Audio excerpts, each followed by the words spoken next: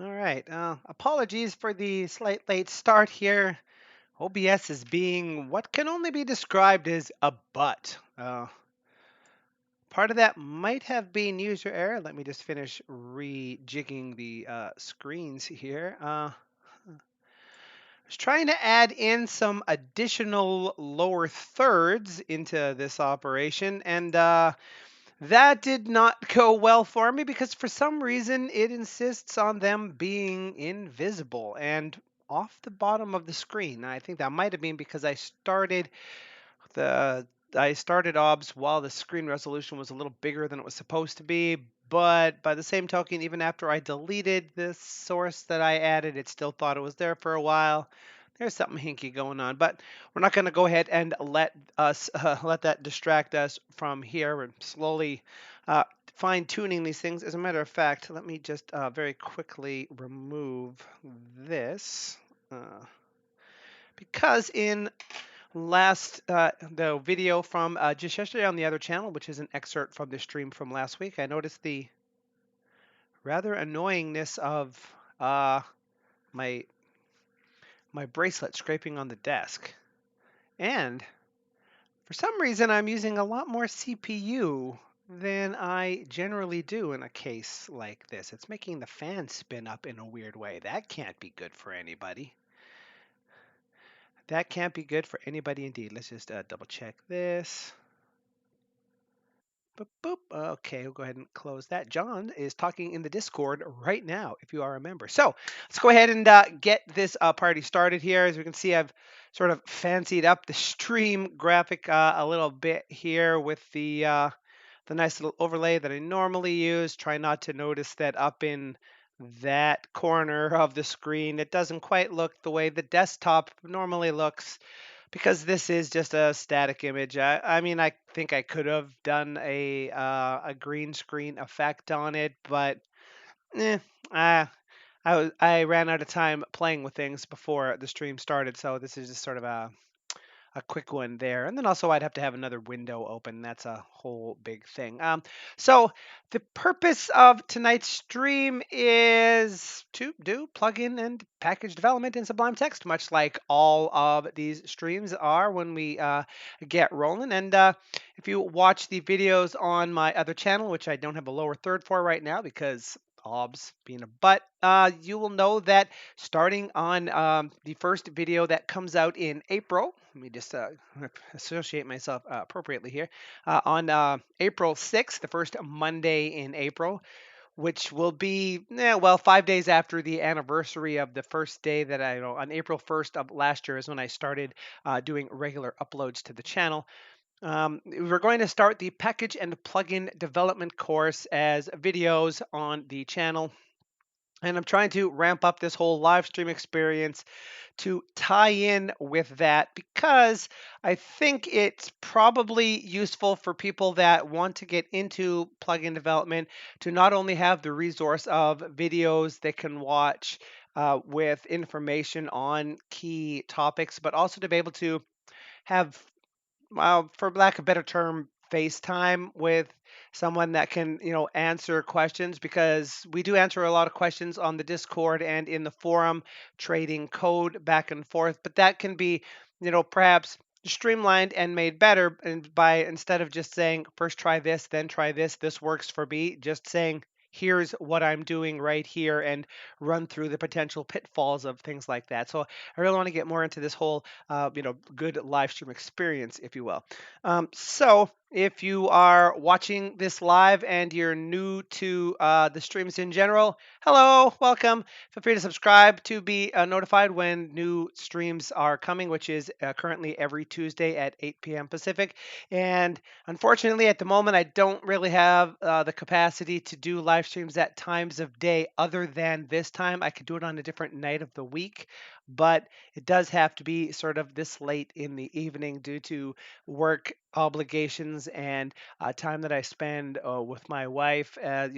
Family comes first, so there's not really a lot of spare afternoon time or things like that. And I do have another channel linked down in the description of all of the live streams where every Monday at 9 a.m. Pacific, a new Sublime Text video becomes available. Now, the purpose of this particular one, we are going to be working on first a little something I wanted to test out, but then a plugin or package, rather, package slash plugin. I think there's going to be more to this than just one simple plugin that would allow you to create key bindings on a per project basis, which is something that people have asked at least 2 or 3 times on the forum and in the Discord.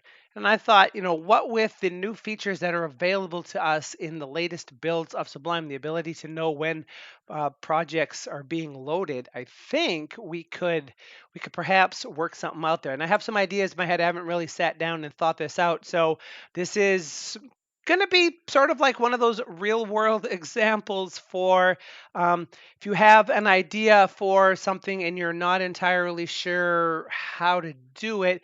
How do we come up with the ideas for packages, and how do we work our way through them? Do we sit down and write for a long time on a piece of paper and decide exactly everything we want? Do we just dive in? Do we have some thoughts? Those are the sorts of things we're going to cover in today's live stream. So I think that's probably enough chitter chatter here up on the top end of this thing. It's going to make sure everything looks like it is going okay. I got so many different monitors all around the joint here. So let's go ahead and dive on in to what should be, if I can find the right thing here. And I'm still trying to get OBS set up, but that whole being a butt thing. Let's dive on into the stream proper.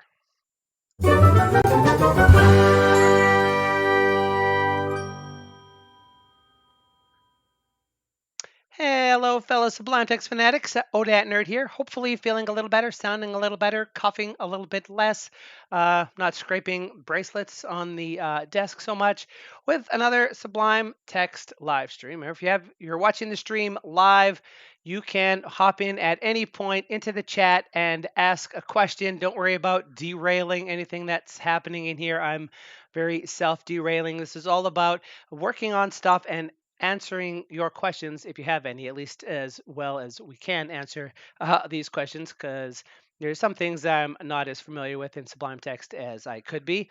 And it can be a learning experience in that regard. If you're watching this in the replay and you have any questions, do feel free to drop down into the comment section and leave any comments there that you might like. And as a matter of fact, I wonder if the thing wasn't working because of the mode that I was in OBS here. Hang on a second. Let me try something here. Maybe this is the reason why this wasn't working. Let's say I did this. Okay, that kind of works. If you have any suggestions for video topics, you can drop those down in the comment section below, and you can also hit me on Twitter at OdatNurd, like so. I'm going to forego trying to add yet another source to this thing because, now's not the time for that. So there's a couple of things that we would like to work on here in this stream. This is the plugin that we were working on in that last week's stream, after the part that was sort of snippeted in this week's video on the other channel. This is the inline CSS editor that we worked on.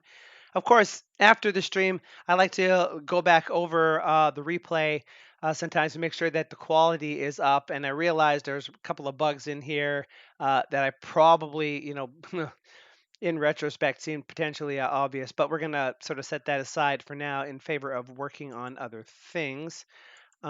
This is my key map for merge, I would imagine, based on that.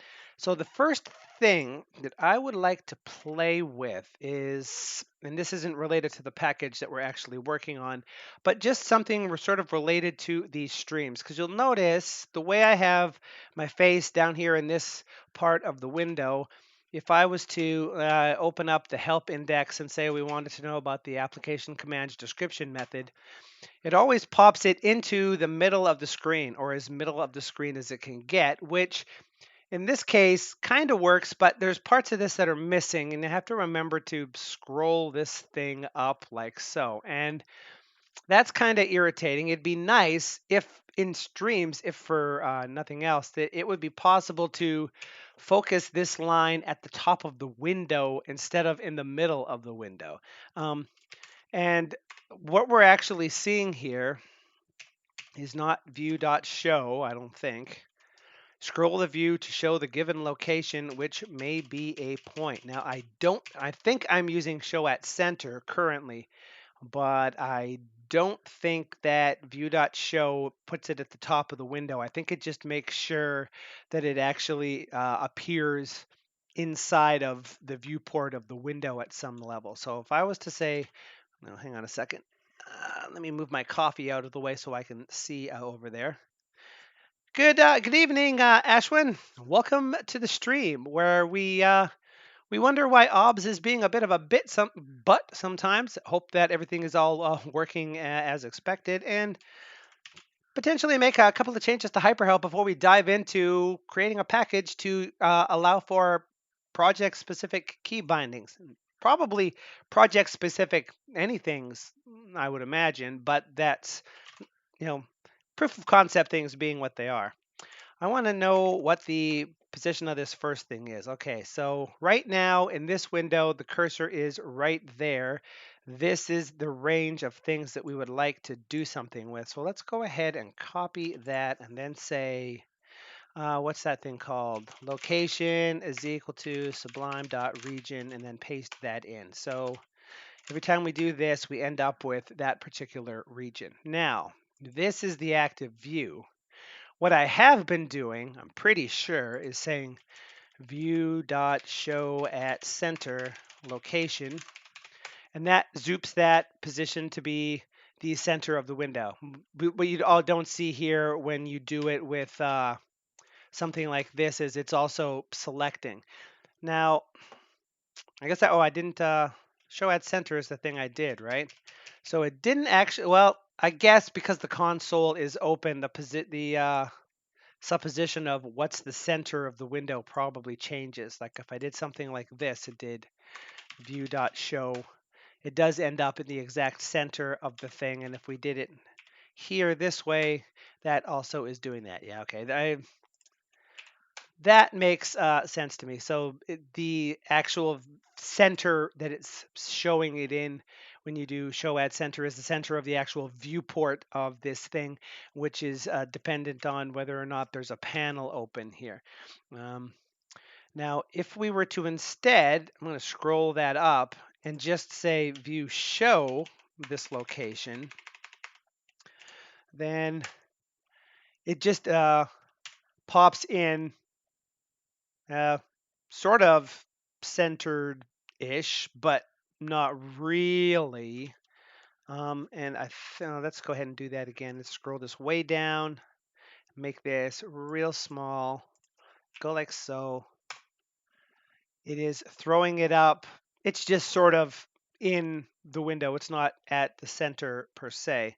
And if we could say show surrounds is true, if I scroll this way, way, way down so that there's hardly anything, we end up with something like that. So that's sort of, appearing there. Now, what we actually want this to do is put this location at the top of the window. And I'm pretty sure in order to do that, we need to fiddle with the viewport of this thing. Specifically, viewport position, and I'm going to have to scroll this up. This is the thing we're trying to resolve here, is getting us a vector that is the offset of the viewport in layout coordinates. So we're going to go ahead and say view.viewport position, like so, position.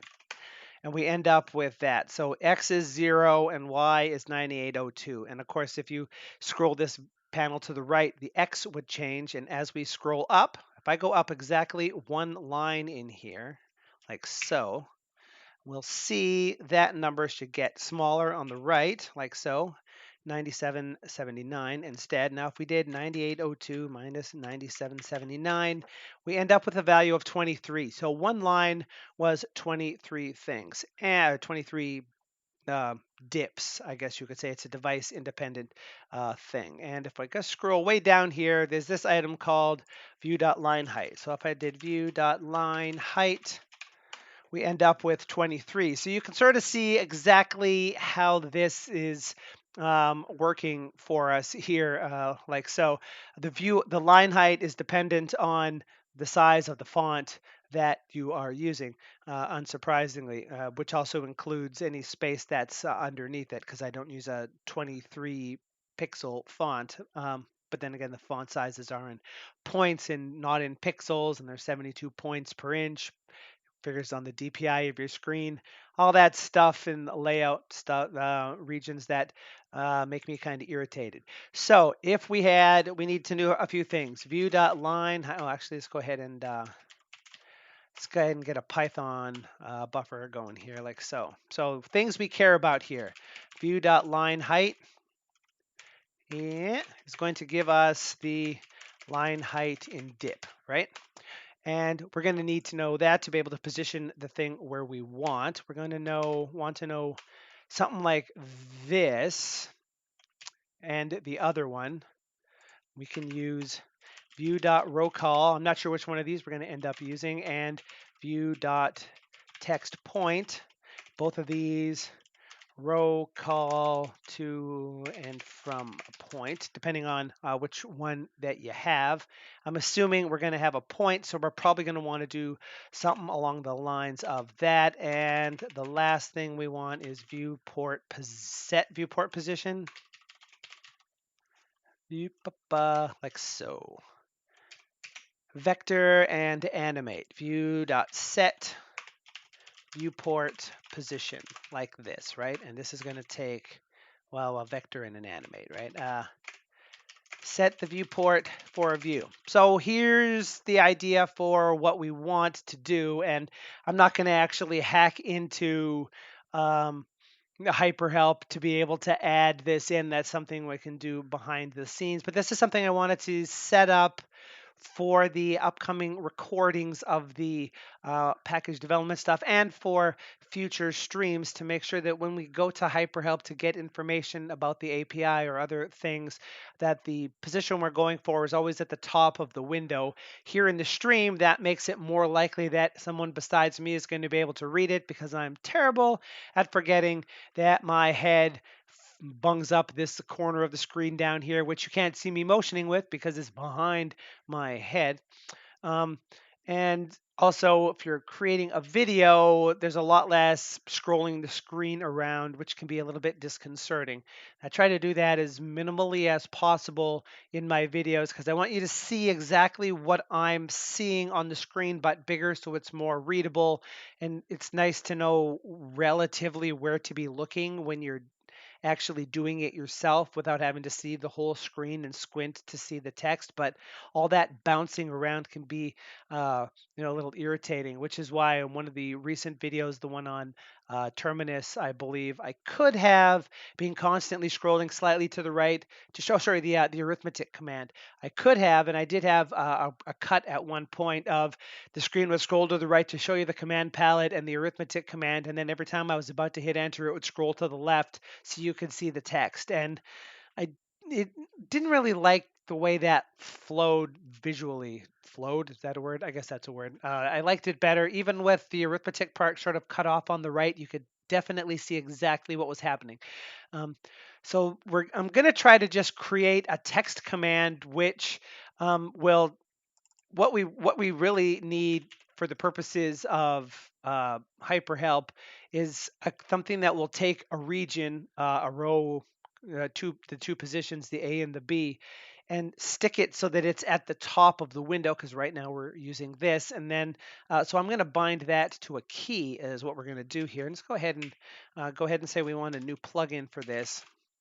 Now we do want this to be a text command because we're modifying the selection, and this is something that Ashwin actually we covered not too. Uh-oh, shoot, my tablet turned off. Excuse me.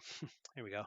This is something we covered in the Discord not too long ago. The whole idea of modifying the selection from not inside of a text command, and Sublime will track the selection behind the scenes whenever you use that API function to modify the selection, like to clear it and then add in a new one or just add in additional selections.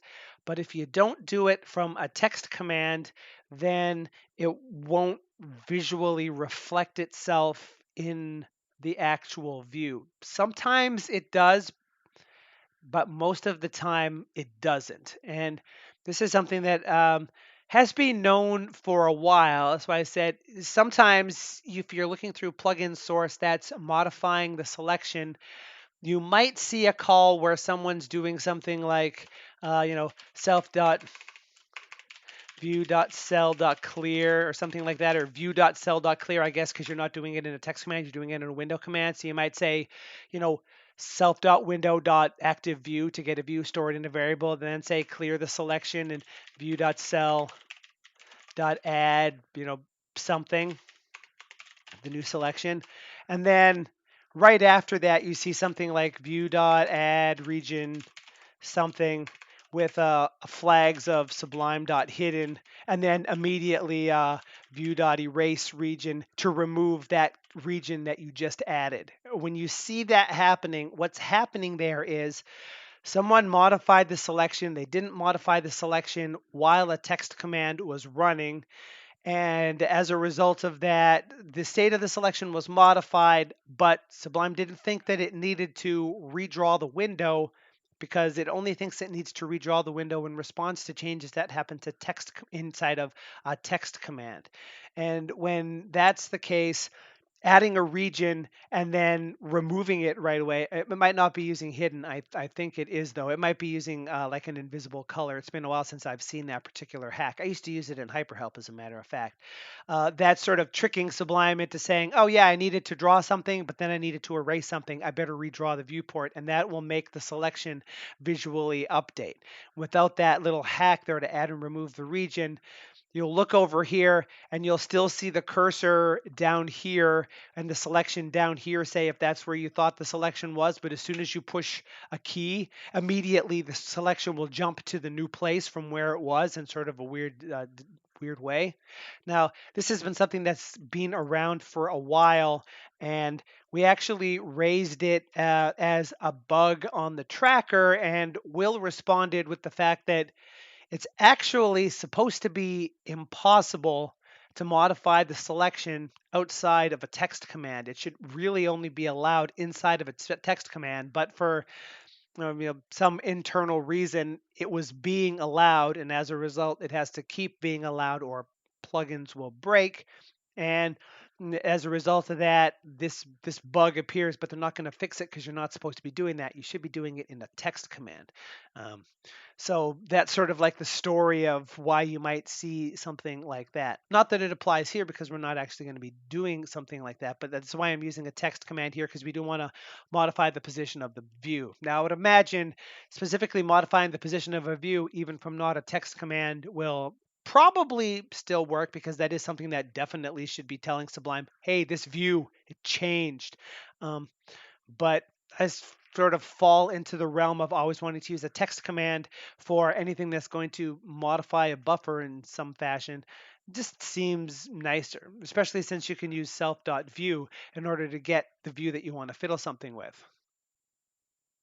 Yeah, you probably have to replay that a couple of times to actually get through there. I got sort of distracted in the center because my thing turned off. Um, So what we're going to do here is I'm just going to make a quick little example command and make sure it works. It's going to grab the selection and then try to position that selection so that it appears at the top of the view, as it certainly ends up being. And then it would be very easy to factor that out into an actual method. As a matter of fact, we might even be able to just do it this way. We could say uh, show at top, for example, because the other command is named show at center. So if say we gave a view and location like so, and the idea is, whoops, that's not how you do that. If you're within the sound of my voice watching the stream live or watching a replay later and it's prior to April 6th and you have learned Python development in the past and you have a video resource or a book resource that helped you. Preferably something that's free, but that's not necessary. And you would recommend that sort of thing. Leave a comment down below, or if you're live right now in the chat, because one of the things that we're going to be covering in the package development course is how you need to use Python, and I don't want to focus on how you write Python code per se. I'd rather offload that to someone that's more qualified to teach Python, because if you watched last week's stream, I know enough to do stuff, but then I think that reverses a method on a string for no readily explicable reason. So I never really went with any sort of resource when I picked up Python. I just sort of looked at some examples and extrapolated how it probably works based on existing knowledge I had from other programming languages.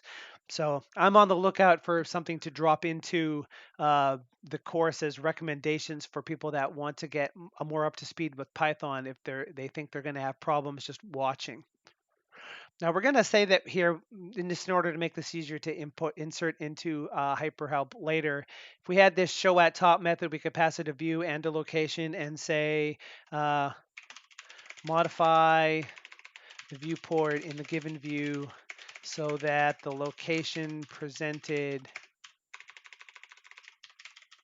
is at the top of the view, like so. And we'll just go ahead and throw a pass in here. And for this, we just need to say show at top and self.view and self.view.cell 0, like so. And I'm going to save that as show at top, let's say, like so. And let's go ahead and this is just example command. So super T. Yeah, okay. Let's comment those out for the time being. Those are the key bindings from last time. We'll go ahead and throw this as example, like so. And we could actually put a print. So every time I hit the key, it says stuff down there in the console. Beauty. So that's doing exactly what we want. So we need to actually implement this thing to do something. So what are the things that we need to do here? The first thing we need to do is get the location. That's technically something that we already have. Now, if we were to look over here at show at center, the thing we're trying to sort of mimic, the thing that you pass in can be a point or it can be a region. So if I said is instance one an int, I end up with true, but if it was something like this, it would be false. So we could say if is instance location int location equals sublime.region location, like so. The idea here being this can be passed as a point or as a region, and it's going to be easier for the remainder of this function if it can just assume that what it has is a region instead of constantly having to if else a bunch of lines. So if the location that you pass in is a point, we'll just convert it to a region that's at one position and everything will all work out. Yeah, I think I might have actually years ago. I never read a book on Python. I have read a couple of books on Sublime, and I was kind of saddened after the fact to learn that some of them were just saying things that were wrong and other things were outright lies. But I don't think I read one on Python. I seem to recall there was some sort of Python for C developers or something along those lines that sort of did one of those. So if you were writing C, your function would look like this and you'd call it like this. Here's how you do that in Python. Mostly what I remember from all of that business is the idea that indentation is important in Python, and the rest of it sort of slipped me by. But if I managed to figure out how to work enough Python in the 4 years that I've been doing this, I think anybody can learn Python. I don't think it's a hard language to learn. A lot of people, you'll probably pick up a fair bit of at least knowing what's probably going on just from looking at it, because it is very English like. It's kind of, if I recall, designed for that very thing. So here we have a location we want to show at the top of the window that is a region, right? Now, what we're going to want to do is call this set viewport position thing to pass it a vector that is the layout position that we want this to be able to go to. And in order to do that, whoops, I'm going to screw myself up with this whole business. I'll just click up there. My window layout is sort of weirder than I would expect. So what do we need to do here? We need to set the viewport position, which is going to be an offset in device independent pixels, or DIP, and they're device independent because you want your plugin to work whether someone's running it on a 1920 by 1080 screen like I am, or a 4K screen, or an 8K screen. It's basically, whatever the value is, it's related to, it's not related to the actual device, so that it just always does what you want it to do. So the higher the resolution, the more actual physical pixels, relate to one dip, I would imagine is how that works. So we need to come up with a position from the top of the viewport where 0 is the first line down to whatever line this location represents to put it to the top of the buffer. Now we can assume here, because of the lines on 10 and 11, that location is always going to be a region, even if it wasn't passed that way.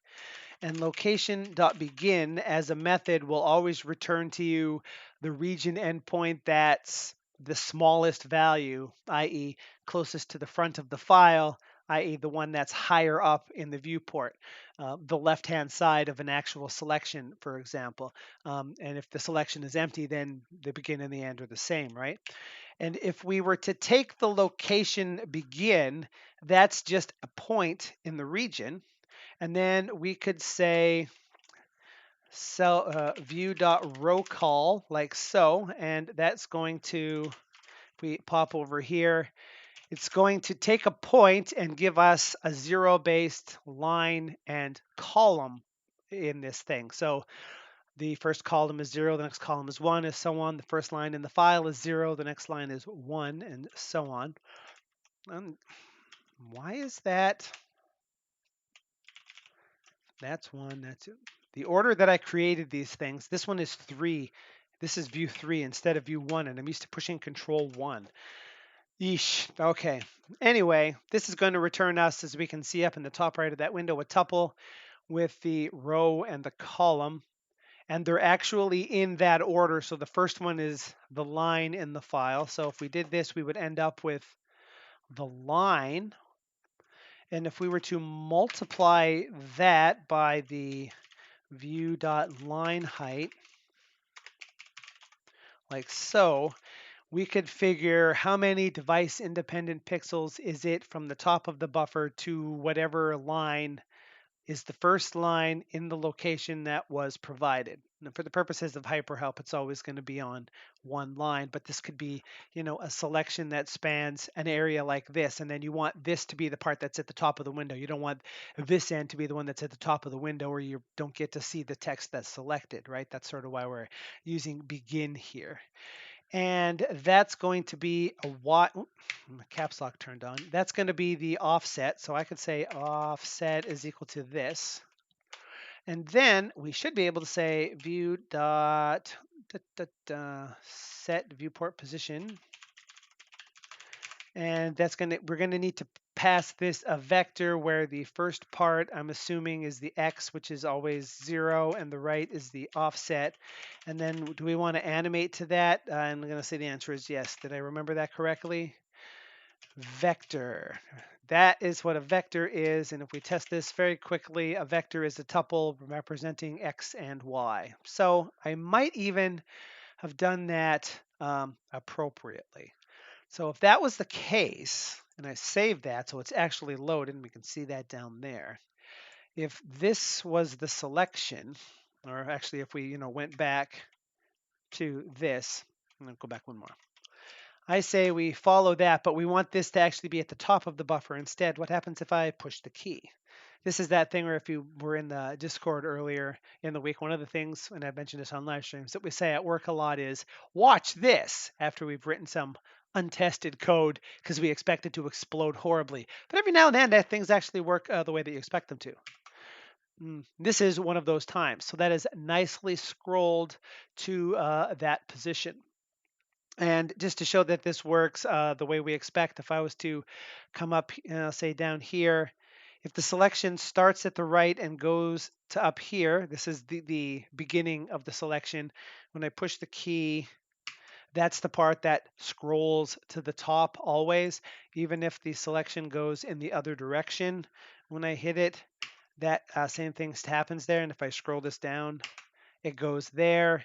And we can also hit it with a single thing. Now that's actually being a region always because of getting this. But if we said dot A here, for example, it would always take the left-hand side of the actual selection.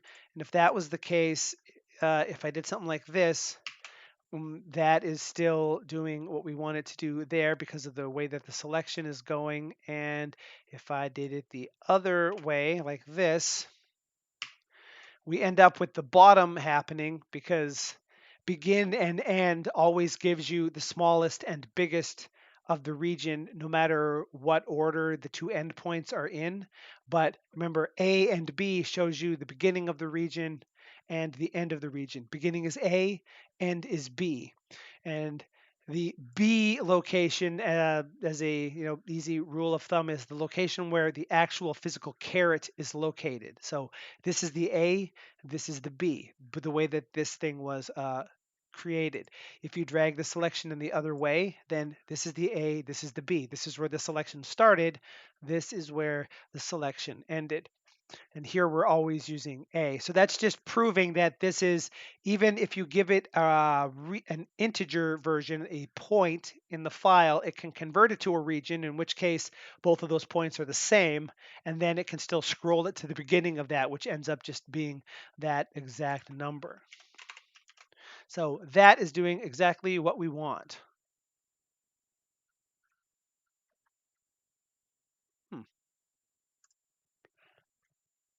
For some reason, that chat message was held for review, but I don't know why. It doesn't seem subversive to me, YouTube, but thanks for looking out for me. Alrighty, so that is that. So now what we're going to do, not here in the stream, but I'm going to modify HyperHelp so that when you follow a link to somewhere else in the file, like, for example, so it will put it at the top of the file and not at the top of the window and not try to center it up in the middle of the thing. And you have to bang your head a couple of times before it starts doing what you want it to do. That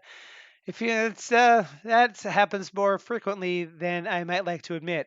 In the back of my head, I was like, I'm 90% sure that this is going to do what I want, but whenever there's a reckoning between zero-based things and one-based things, like this is the line starting at 0 going up, in the back of my head, there's always that, is there going to be an off by 1 error here?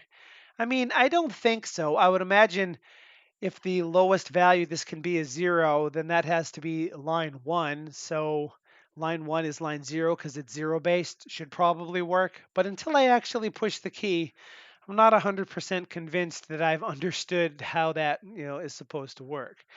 So that is that part all done. Let's go back to one of these and we'll go ahead and we can save that and close it up.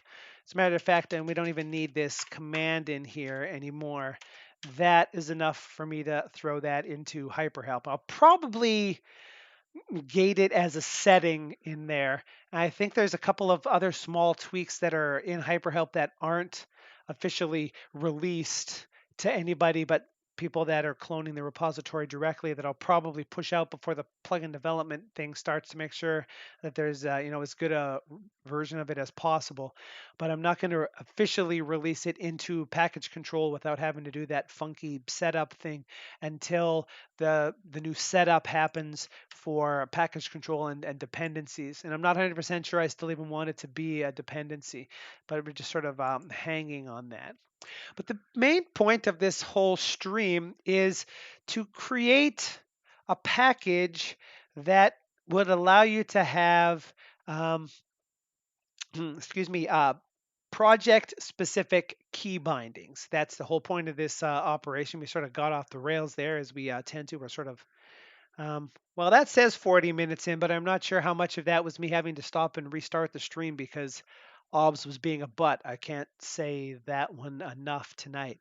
But um, but this is something that has been asked by a few different people over the 4 years that I've been using Sublime, and it goes a little something like, and to be honest, I'm not entirely sure of the use case for this myself, but if you were to have a project, say for example, we did something like this. People want to be able to do a thing where you could edit the project and add key bindings here into the project, and then these key bindings would only be available while this project is active, or I guess more specifically, inside of the window that is containing this project. So if there was another window, key binding wouldn't take effect here, but it would take effect here. Currently, there's no way to do that in core Sublime. There's kind of a trick that you can do in this regard, but it's not usually the sort of thing that anybody that wants this feature is happy with doing. And I have to say, I kind of agree. Because for one thing, you have to decide that you want to add, oops, we want to do this. I'm so used to typing that. You have to decide you want to add some sort of project specific key, like say, for example, super.t. And you might want to, we'll just change this to, the echo command, and we'll throw some args in here, and the args will be project. Yes, please, like so. So every time I push this key, it's printing that. So this key binding is just global, right? Doesn't apply to any specific project. But you might want to set up a key binding so that this key only works while this specific project is the active project.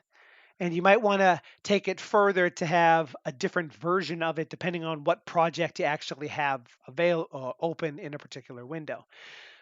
There's the only way to create key bindings is to put them into your key bindings or in a key bindings file in a package, right? Not inside of a project. Sublime won't read key bindings out of here. So you can't add key bindings in here without a plugin to do something with them, and nothing will actually work. And even then, the plugin has to drop them into a key map file in some package for Sublime to be able to see it. The other thing is, how would you make this key actually active only in one particular project? Well, if you've watched videos on the other channel, shameless plug, you know that the way to do that is to use a context in your key bindings, right? And Ashwin's got it right there. On query context makes this sort of thing possible. And technically, you can do it without that because one of the contexts that's built into Sublime is the settings context.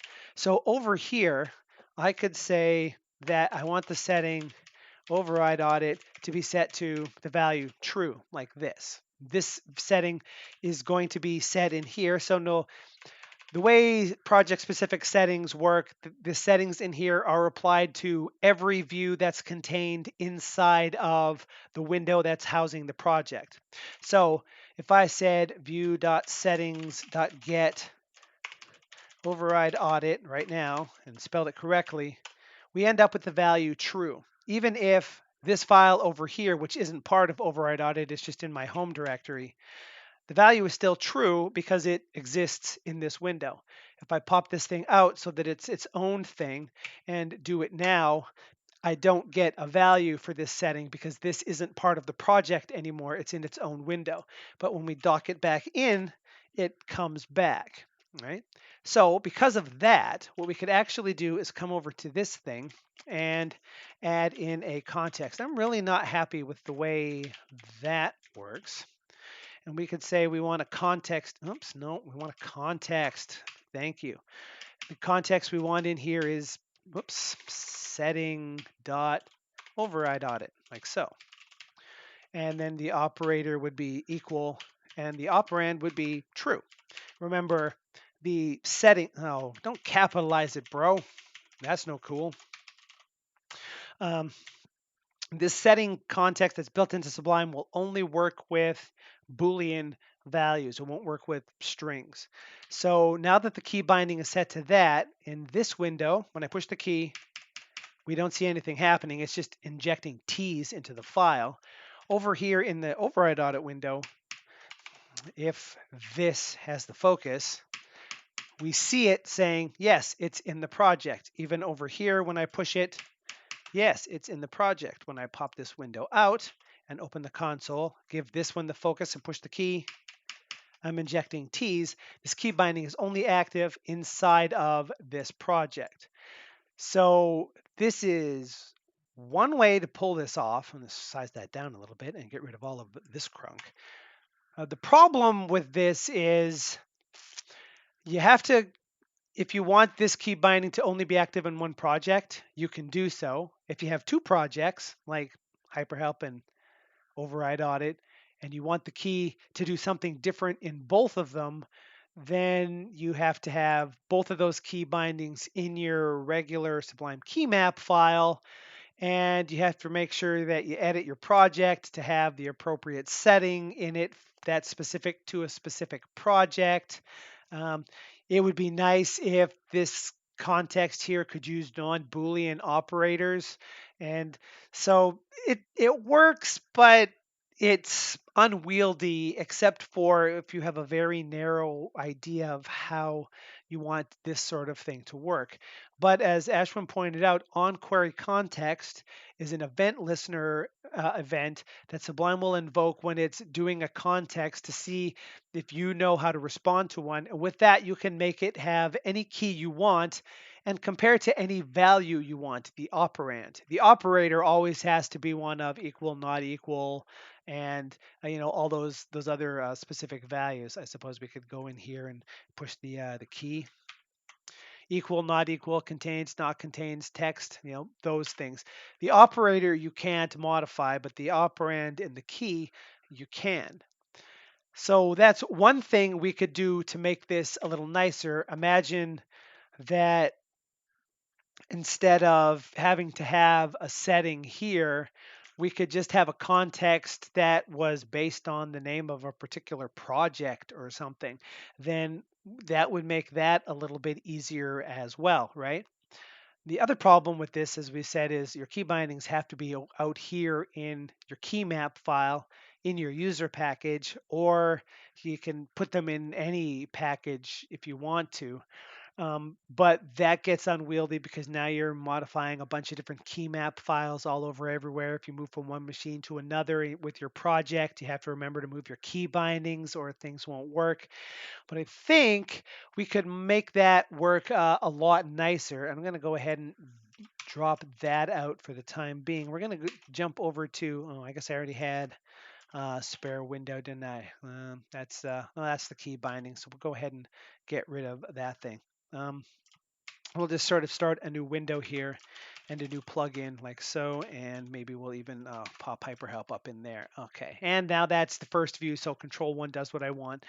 Life is good. Now, let's go ahead and start by doing that.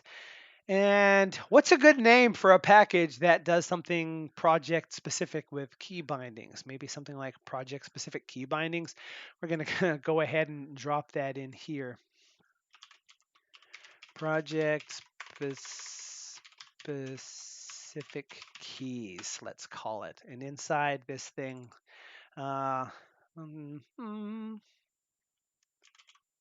project keys.py, like so.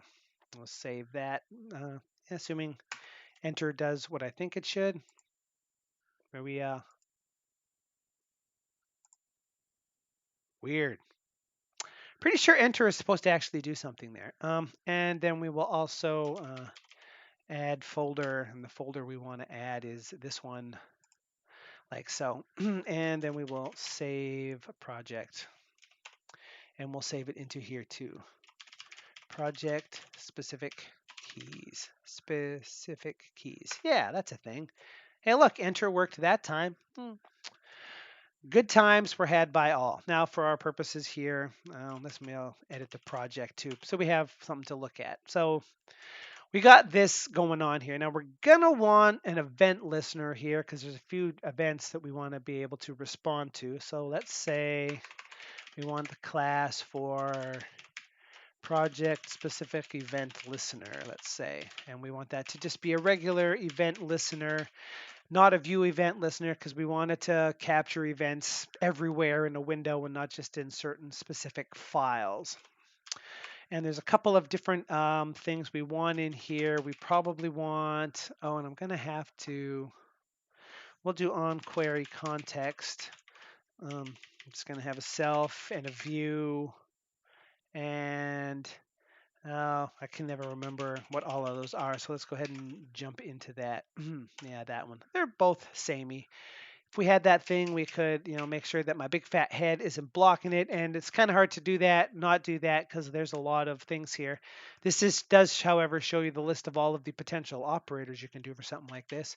So the operator that we want, the operand and match all. This needs to return a Boolean or none. So I'm going to go ahead and return none down here.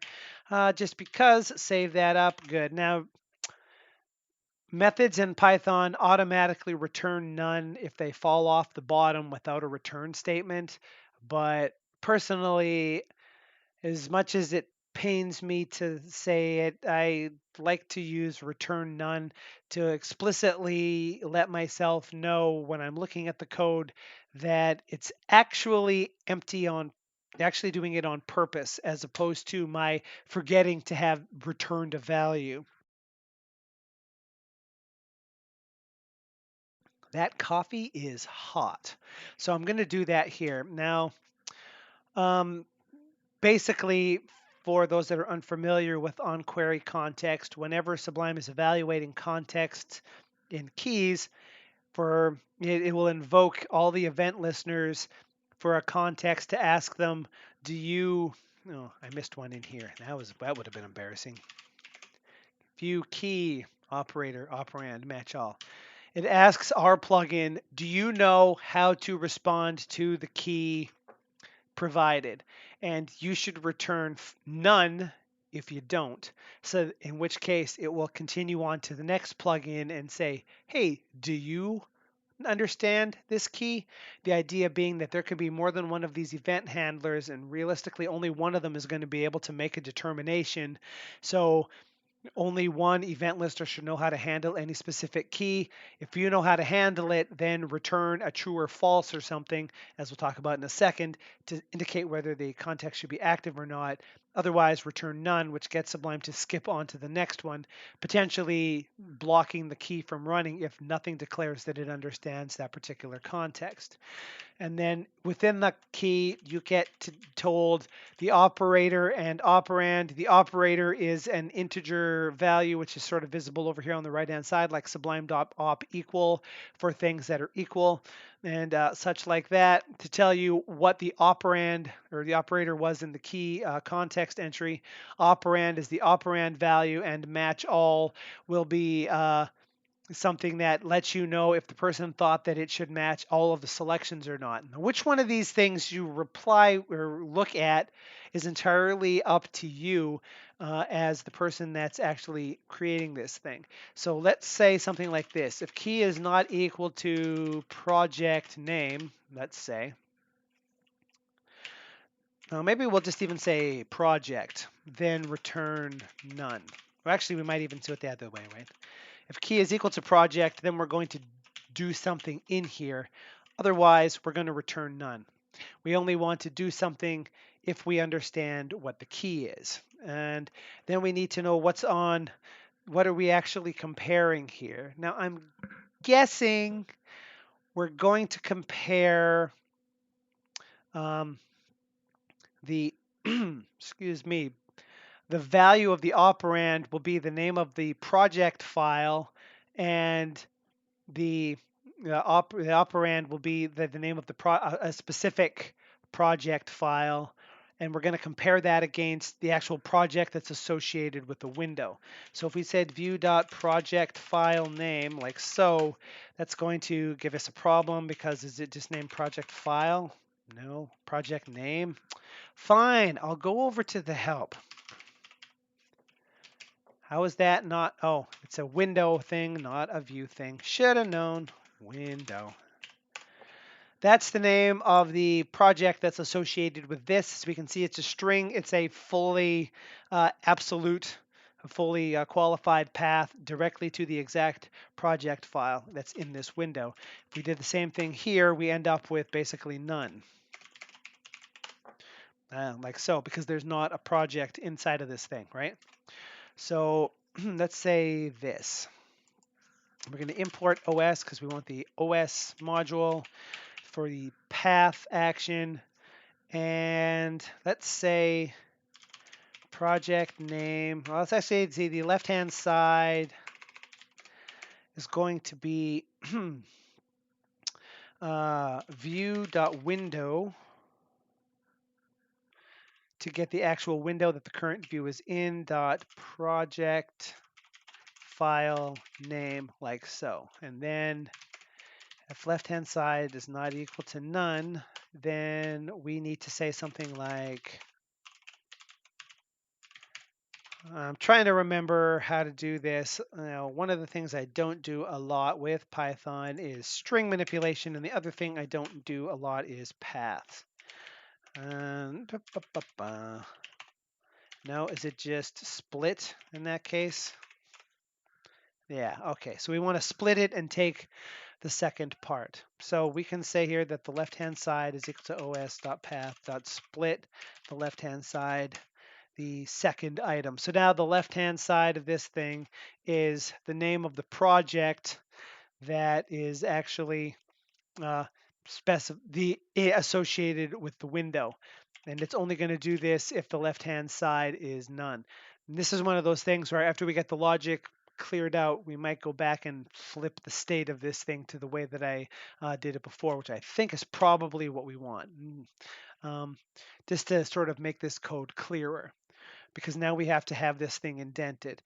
So yeah, let's go ahead and do that. Let's say this. If the key is not equal to project, then we don't know what this thing is doing, so return none. Then stop turning on the numlock, or stop turning on the numlock. Go like this. The left-hand side is the name of the project. If the left-hand side is none, then return, because we can't do anything with this thing. Otherwise, the left-hand side of this is going to be the file name portion of this, and the right-hand side of this is going to be the operand. We don't need to put this in a variable, but it makes it a little easier to see. We're going to ignore match all entirely because there's no such thing as two different projects depending on where the selection is in the buffer. So whether you say true or false doesn't matter. We're going to ignore that operation here. And then we're going to say return true if the left-hand side is equal to the right-hand side. And, oh, actually, I usually do that the other way, don't I? If the operator is equal to sublime dot op equal, then return the left-hand side is equal to the right-hand side, like so. Otherwise, if the operator is equal to sublime.op not equal, return left-hand side is not equal to the right-hand side. Otherwise, it falls off the bottom and returns none, which means if you were to use not one of the equal or the not equal thing, then this context is going to ignore it. The OS path exists to make sure if the project file exists on disk. That could be something that is a good idea. I think if the project file disappears, Sublime will unload the project from the window. let's test that theory, shall we? Just to see. If I go to the package and see project specific keys, if I was to move project specific keys .sublime project to Bob, maybe not. Well, maybe that's only when it's actually broken. I'm going to leave that off for now and just sort of, let's put that back.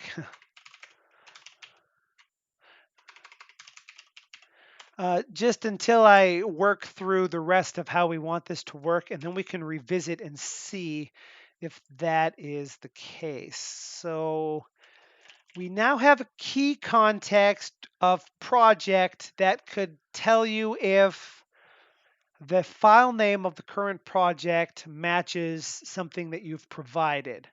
We'll see how that works out. We might want to tweak that. We might want to check if the project actually exists. This isn't a context that, in my idea, that you're actually going to implement yourself. It's just going to be something that's automatically added to the key binding. The other potential problem with this is we're only using the last part of the file name of the project name to know. So it's possible for you to have two projects with the same name that are stored in different places, and then this wouldn't quite work out. But I think if we really wanted to, then we could do something like if that's the file name, can you do something like this? Respect places os.sep and underscore. We could do something like this and use this as the value of the key and the value of the file name, project file name, to make absolutely for certain that the project is in the exact location that we think it is. That's a thing that sort of is in the back pocket. One of the things I think I've mentioned, this is sort of like the plugin that we were working on last week. It's sometimes quite easy to come up with a version of a plugin that works. The tricky part is making it robust for all the different situations that it could fail in or that someone might want to use it in. And what are the things you need to think of in order to get that to work? I think of those things while I'm writing it, but I try not to go too far down the rabbit hole of handling them because until I have a proof of concept, I'm not entirely sure how it's all going to shake out. So if you spend time doing that, maybe it turns out at the end that we don't even end up doing it the way we thought, and then that is code that was wasted or time that was wasted, if that makes sense. So this is going to be the whoops. That is not what I meant to do. I meant to do that. This is going to get the context for that. So that's one thing we need here. Now, the other thing we need, and this is the thing that makes this a Sublime 4 or a Sublime 4K specific thing, and I need to look over here. There is an onload project, excuse me, method here, def on load project. I'm going to assume that takes self and window, which will tell us when this project actually loads. Let's say print loaded a project in the window. Let's see what happens. If I was to switch this to, whoops, that's not the key for that. That's the key for that. Swapping between different operating systems can sometimes pay a toll on my head. So if I switch to HyperHelp, we'd see something here that says loaded a project in the window, and it didn't fail, so good. And we'll go ahead and swap that back to the thing we were just looking at, which is this one, and we see it says loaded a project in the window. So here we would say, I suppose, project is equal to window.project file name, for example. So this is going to let us know when a project has actually been loaded into a particular window so we can kick off some sort of action on it. Now, the next part of this is to sort of set up our keys, if you will. We do have one of those things there. Let's go ahead and go into the key bindings thing. And for our purposes, I'm going to cut that off, and let's cut that right out of there. Close that. Now let's say we want this to be keys, and then this is going to be a list, and we can go ahead and dump this in here. Now the project, cancel. I meant to save it, not close it. The information in the Sublime project file is directly mimicked by the project data that's associated with the window. I think we saw that in a previous stream. So there are certain keys in this that Sublime knows about, like the folders key representing the folders that are open in the file, the thing on the left, the build systems key, the settings key. And on its own, it will look inside of the project, find the values of those keys, and to do something with it. But we're free here to put any other keys we want in here. Sublime will ignore them, which package dev here is showing us by not syntax highlighting this keys key, if you will. So right now, this key binding does absolutely nothing, right? What we actually want is an event handler that triggers when a project loads in a window. And when it does load, we pull these keys out of here and drop them into a key binding file somewhere in the packages folder, and then append onto it a context using our new context thing here to make it only active inside of that particular project. Now, my theory here is you need to create a Sublime key map file somewhere in the project folder.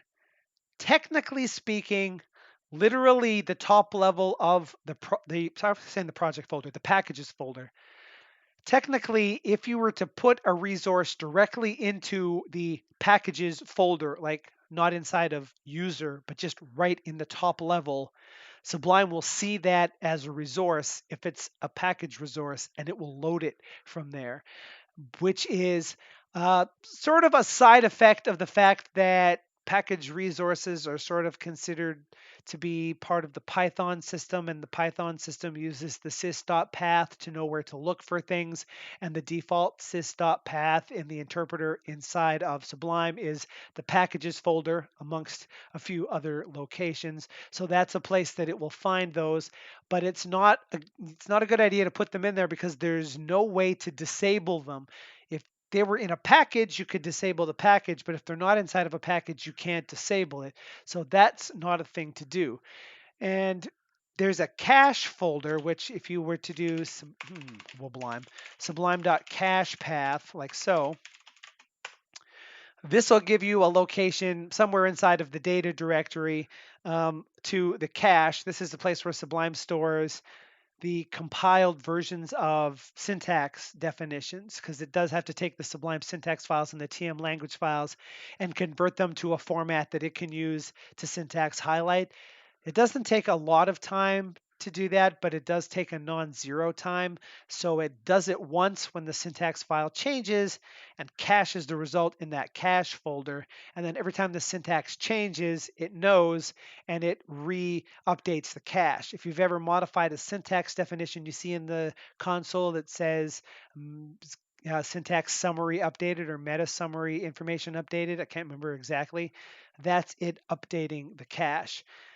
The cache is also one of the places that Sublime looks for resources. So technically you could put it in there too.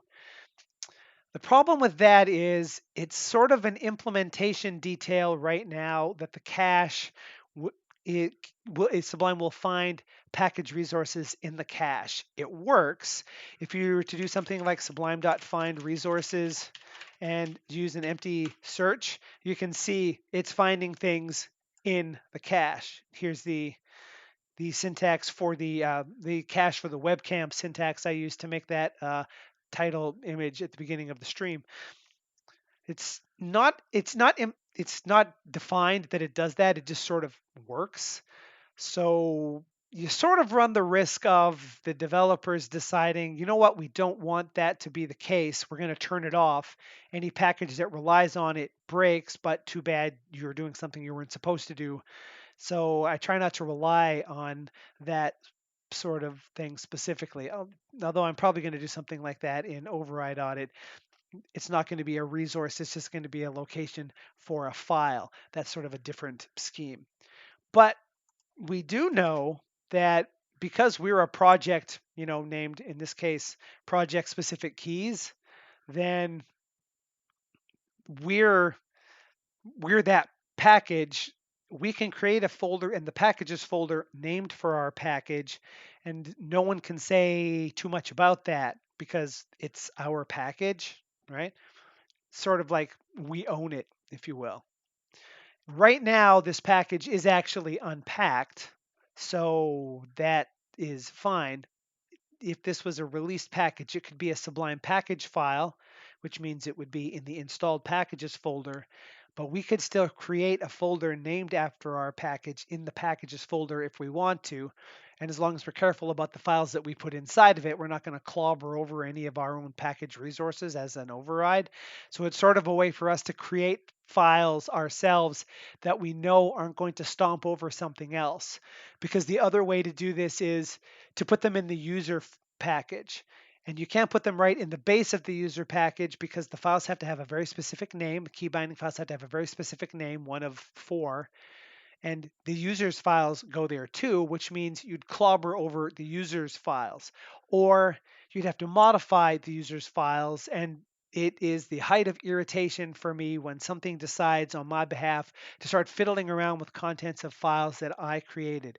Don't do that unless I'm the one that instigated the command. So I don't like that. Then you have to create a folder inside of the user package in order to do that, which would work.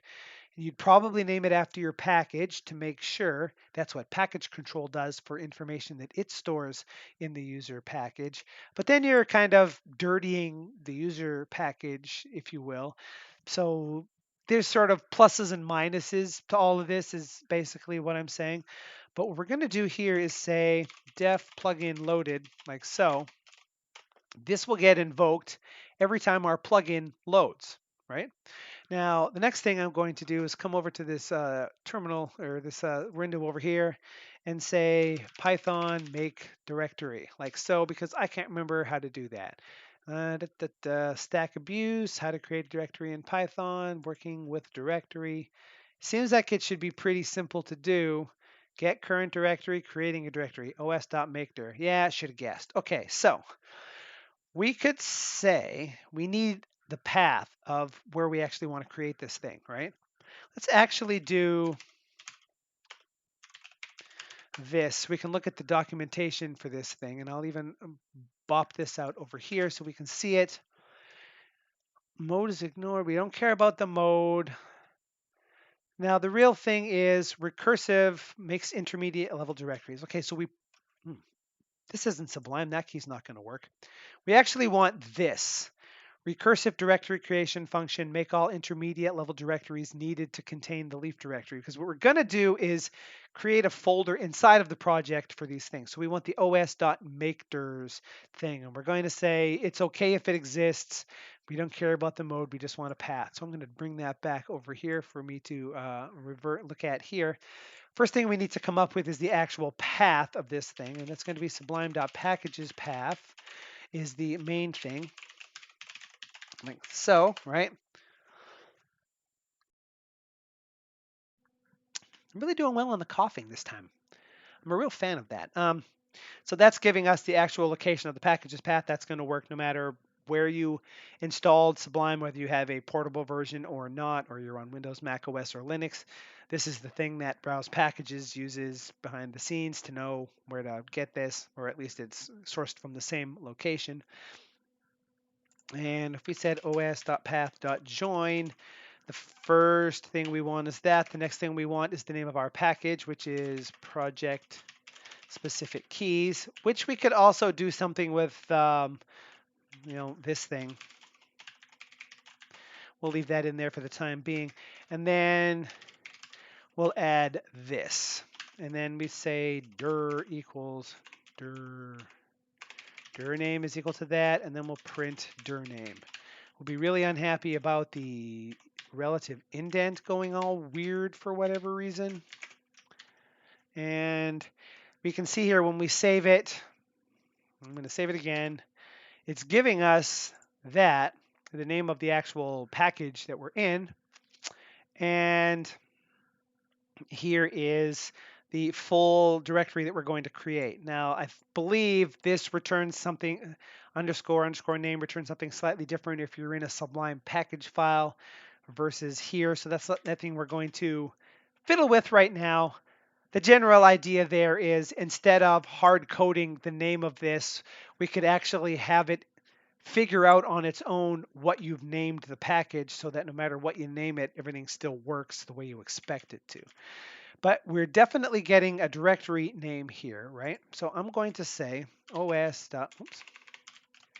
make dirs like so. We're going to pass it that directory name. We don't care about the mode. We're going to let that just be selected because on some systems it's ignored. So why rely on a thing where it might not actually do anything?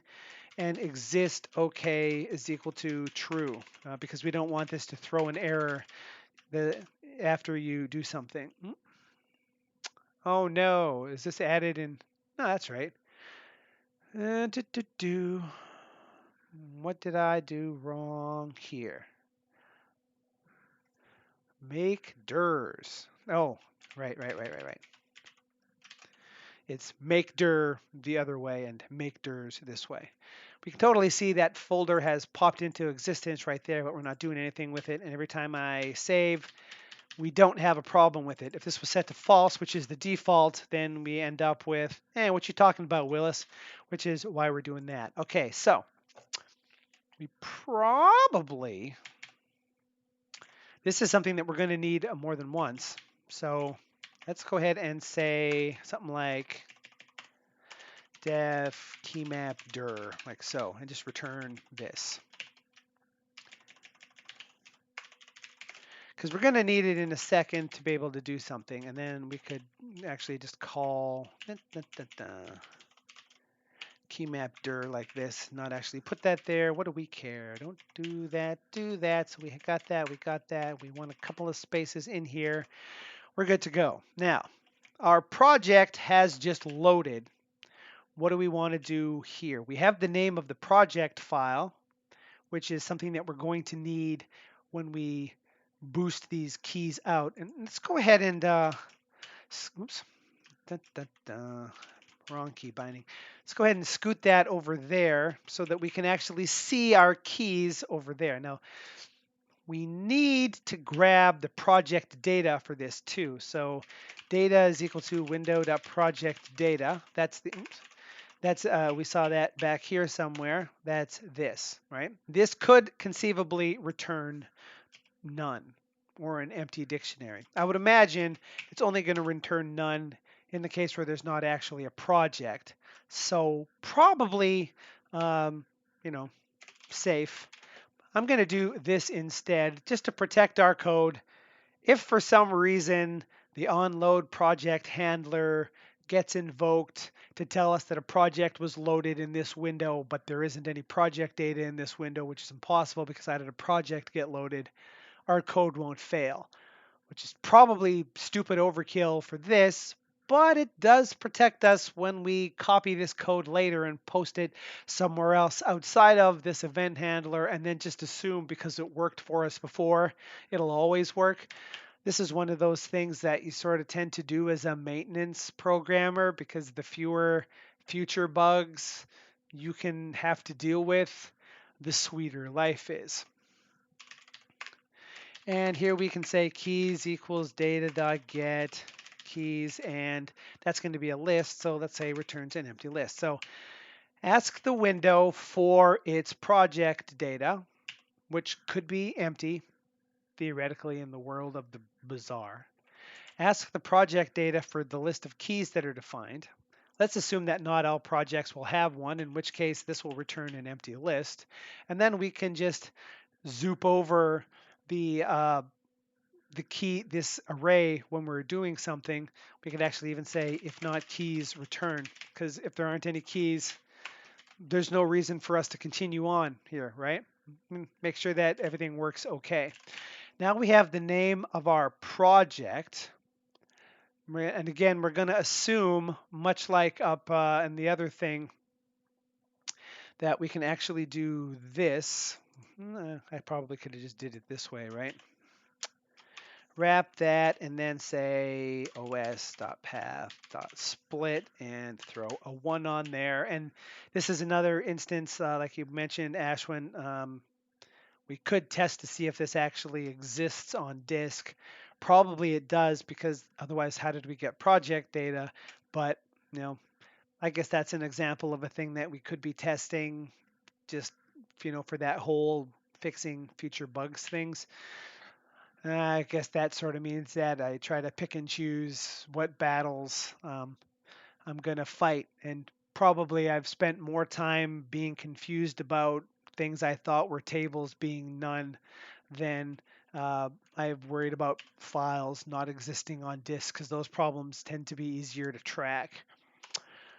Now, if we have the name of a project, what we're going to do is, excuse me, we need to create a folder inside of the key maps folder based on this. Let's go ahead and write down what is it we want to do. We want to make a folder named for this project in key maps, so that if we have more than one project open in more than one window, more than one of these files can exist, because remember, they have to have very specific names or Sublime won't load them.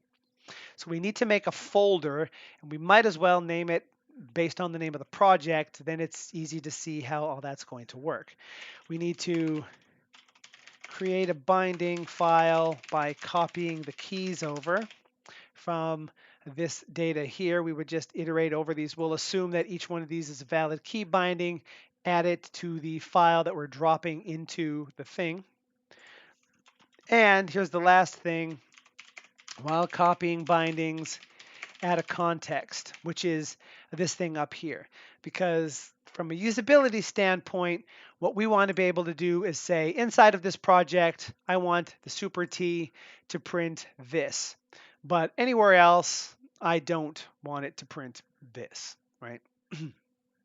So why would I want to not only put it in my keys dictionary in my Sublime project file to make it associate with this project, and then also have to add a context to it to make for doubly sure? That's just a pain in the butt. So here's the parts of this we need to do, and we're going to go ahead and try and accept, and we'll just do sublime.status message. Well, that went poorly.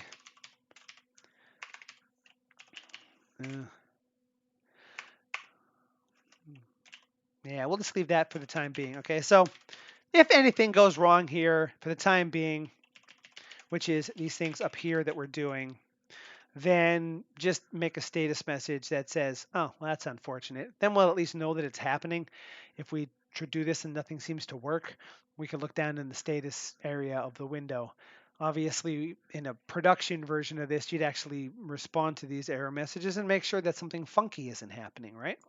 So the folder we want to create is going to be what? We're going to need that folder that we created up there, which is keymapdir, like so. And then we're going to add on the name of the project, and then os.path.makedir. Actually, it's just os.makedir, isn't it? Yeah. You'd think that's a path thing, but it's not. And here it's mkdir and not makedir like the other thing was. And we're going to say folder. So now that folder will exist when this project is loaded. It's going to create a folder inside of this. Then we need the name of the actual file that we want to create. And that's going to be something like default platform dot sublime dash keymap, right? We need that platformy bit. Now, if we did sublime.platform, it's going to return that. And for our purposes, I need to do that to see which one of the values that are going to be available here. So Let's say we had a dictionary, and the dictionary had a key of OS X, and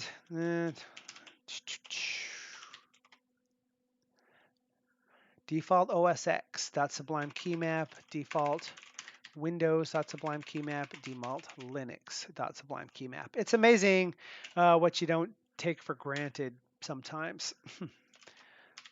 We could do that, and for Windows, we could do Windows, and for Linux, we could do Linux, like so. So we could actually access this by sublime.platform, like so. So whatever the platform is, it'll pull out the correct thing. I suppose to make our lives a little bit easier, we could actually do something like this. In this version, the key maps folder is created in this packages dir. If it's in the Sublime package, does it still get created in the packages directory? Yes, yes it will. And technically, that means that as long as we're careful, we wouldn't be creating an override, but the location of a folder in the packages folder with some name and a Sublime package file with the same name in installed packages, the contents of both of those two things are considered by Sublime to be part of the same module namespace, if you will, when it comes to finding resources. So when you do that Sublime dot find resource thing, like so, and you say you gave it, anything. Whoops, it's an S. It'll find things in the Sublime package files and things in a package file with the same name, and it's completely transparent to you which one of those it came from. That's why we decided that the folder we're going to make is named after our project or after our package rather.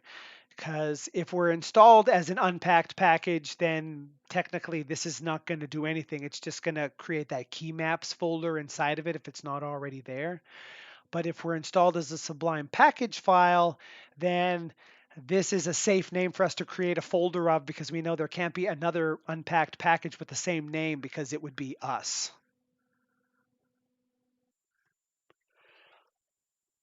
Hang on a second. I got to click a thing here.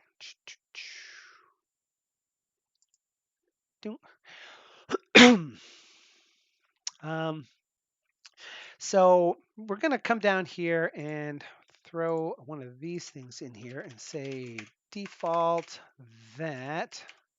Oh crap. That one doesn't have a thing. Let's go ahead and do that. Dot Sublime dash key map like so. Okay. Now that is going to give us the actual file name. We get rid of that, and then let's say file name is equal to that, and we can print the file name just to prove that this is actually working. And to do that, let's go back over to the override audit window and swap this for the hyperhelp. Say what it was doing.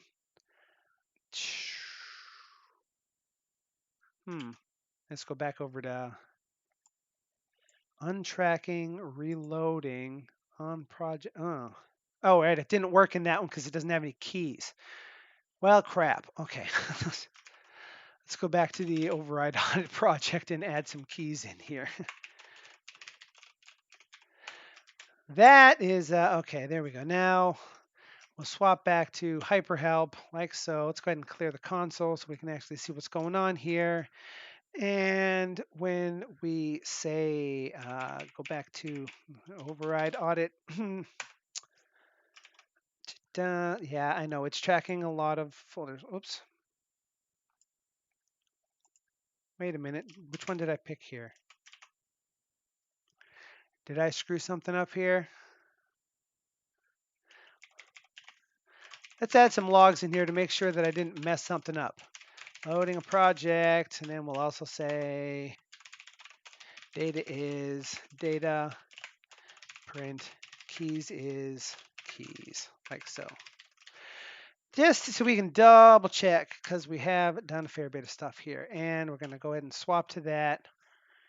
So this definitely got some project data, but it got an empty, oh, it's an empty keys array. Yeah, again, it's doing what we said it was supposed to do. Ah, all right, go back to override audit. Okay, here we go. There. Now, as soon as you save the project, oh, well, that's an easy test. Crap. Huh. Neat. All right, well, let's go back to this thing then, because that is a much easier test for this operation. Saving a Sublime project file reloads the project. So there you go. It's created a folder named override audit.sublime-project, and there's nothing inside of it, and there's that one there. So it is definitely creating the folder that we expected it to create. It's created the folder we expected it to create, and it's printing the file name that we expected it to have. So that's the first one. We made a folder named for this project. We could probably trim the extension off of that, I guess. We could create a key binding by copying the keys over. So we need to say something like with open file name write as file, and then dump that stuff over. That's how you do that sort of thing, right? And then close that up. So that would be, let's say that one. Let's remove that for the time being and save that. So now we have, now we need to actually convert, do we need to convert this? And we need to, for our purposes, just to test her out here, let's import the JSON module thusly. Probably actually made that a little bit smarter. The actual keys thing is going to be the actual list of keys that we want to be in this thing. So we should be able to say file.write JSON.dump string of keys with indent equals 4, like so. And now that I've done that, and if I save the project specific keys file, we end up with nothing. Did it? Yeah, well, that went poorly. All right, so we've totally boogered something up there. Is that the way that that works? Okay, let's see what happens. Really? I guess it goes the other way. Add the context first and then write it into the file. Yep, that's what we're going to do. Exactly. I want to make sure that I well, actually, yeah, we're gonna modify the keys in place after we pull them out of there, or create a new copy of them. No, yeah, we'll create a copy of them and write them in. First, I want to make sure that I actually know how to do the thing. So, okay, and try that. Oh, shoot. Create a directory with the numeric mode. Crunk. Okay. We need something like if not os.path.isdir folder. I think we need something like that in here. There we go. I think that might do a thing. Is it still getting mad? Nope, but it's not doing anything either. Oh, this is project specific keys, right? Should that not be? Oh, crap. Crap on a cracker. Whoops. I think we probably want something like this, don't we? Maybe we actually want the file name that we're creating to be in the folder that we expect it to be, and not some random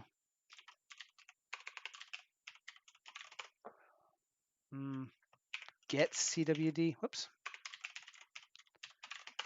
This is the location where this is actually going. They're actually ending up, I think, in my installation folder for Sublime.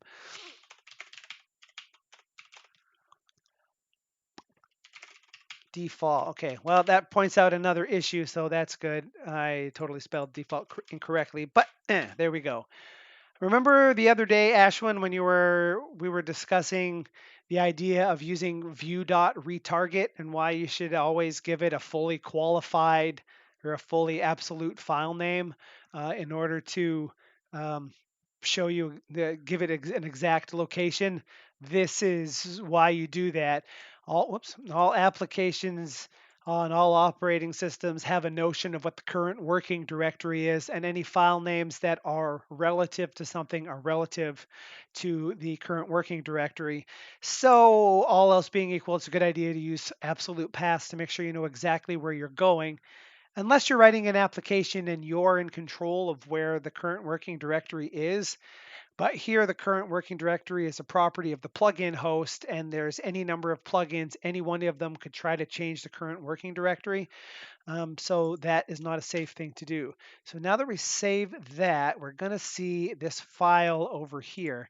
Now, this should just already be working, because this is a Sublime key map file that exists somewhere inside of a package. So that part is working, and I'm going to trim out that and that and that for the time being. Now, what we actually want to do is iterate over all of these keys and give them a context that is the name of the project that they're in.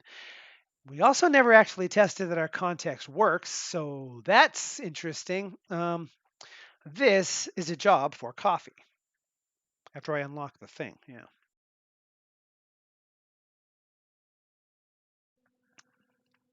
And this could actually be a little, nicer as well. But, as we like to say, make it work, then make it pretty. A lot of refactoring to be done. Let's say we wanted something like add context to a key map item, and what do we need here? We need the project name as well. And this is going to do something and return it back. Right? So what we can actually say is we need to get the project name first. For key in keys. Can you modify these things in place? I guess you probably could, couldn't you? Let's go ahead and say this. Key map is equal to an empty list. Let's say key map.append, and that thing that I just wrote, which is add context with this key and the name of the project. And then down here, we would actually write key map instead. Currently, that's not doing anything super interesting. So when I save this file like so, we see that file blip and get rewritten, but it's still doing that. So all we got to do now is modify this. So context is equal to keymap.get context and an empty list. So ask this key map, hey, can I have a context entry or a context list? And if there isn't one, this is going to implicitly add one by creating an empty directory, or an empty list, I should say. Otherwise, it'll get that list back. Now, for our purposes here, just so we can see what we're actually, it's going to look like that. We want something like this, right? So context dot append an object, and the object is going to have a key of the thing that we said our key was, which is project, and an operand of equals. That's actually probably not necessary because that is the default, but we might as well be as explicit as possible. And the, that's the operator, excuse me. I'm having a real problem with that for some reason. And the operand is, yeah, if this, the way that this is going to work, if there's already context in there, then this is going to add one to the end. And if there isn't any context, this is going to add one. What it's not going to do is actually check to see if there's already a context in here if that has this key, which is something that we could do and then not do this, but for the time being, we're going to leave it like so. We're going to add that to project name. That's going to be injected in. So now when I save this, we'll go ahead and reload that file. And that didn't do nearly as much as one might have thought. Maybe we might also have to say something like keymap.set context to actually put the thing in. How about that? That seems like an idea of something that should happen, right? Add. Oh, that's not how that works. Don't.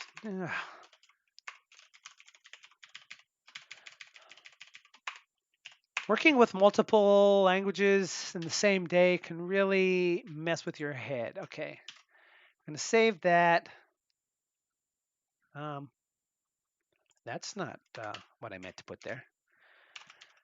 I don't have I don't have any excuse for that one. That one was just dumb. Unable to parse bindings.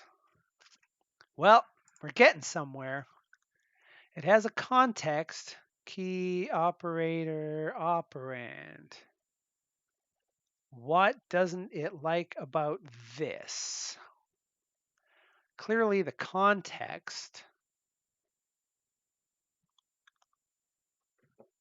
That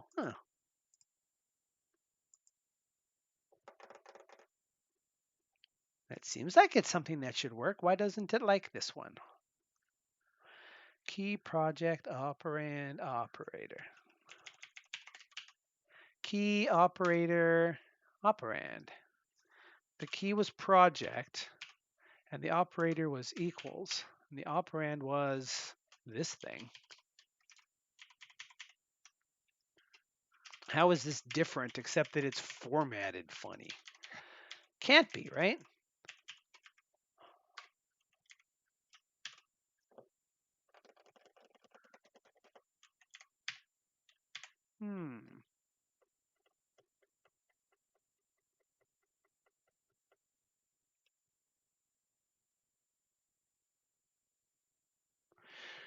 Well, that, of all of the things that I expected to happen, isn't one of them. If you see the obvious reason why this is unhappy, I mean, it can't be sensitive to the location, the order that they're in here. That would be ridiculous. Args, command, context. Clearly, it's something about the context that it's pissed off about, because if this line was commented out, it would work just fine, wouldn't it? I guess I need to do this so I can verify. Happy, unhappy.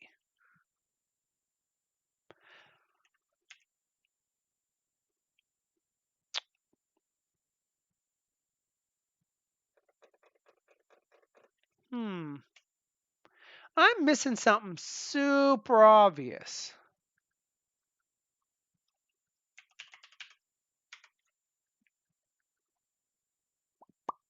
But I'll be danged if I know what it is.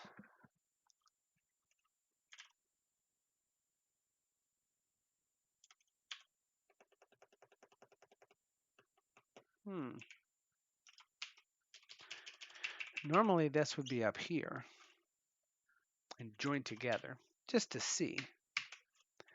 Then a command, then arguments. I mean, like I say, that doesn't really matter for anything, but maybe if I look at it this way. Does it have to be in order dict? No, it shouldn't work no matter what order you put them in.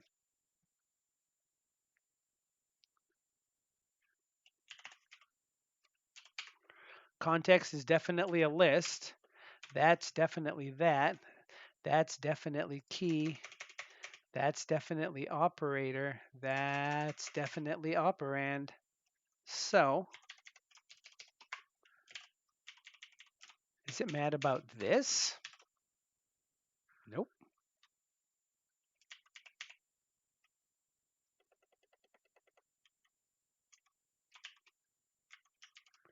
Okay. That key's working. And we say we want the key to be project. Unable to parse binding. Why does it care about that?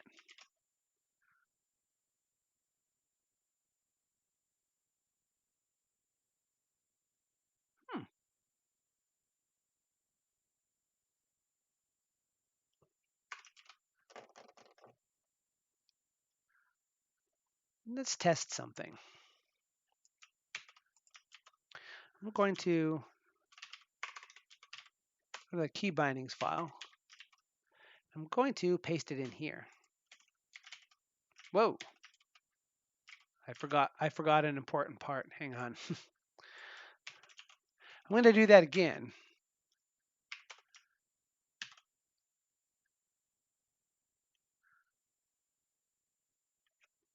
Ba, ba, ba, ba.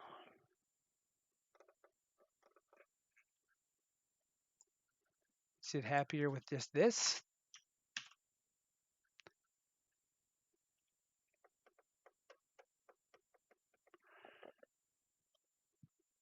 Mm-hmm.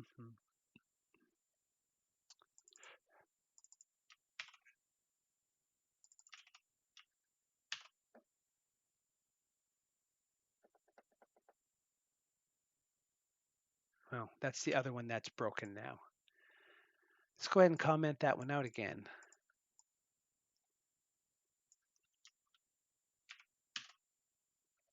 Let's see. This, oh, wait, that's not what I meant to do. Crap. Comment that out again. I meant to be in this file. Okay, check it out. This works just fine. Now it works just fine. But a second ago, it didn't work just fine.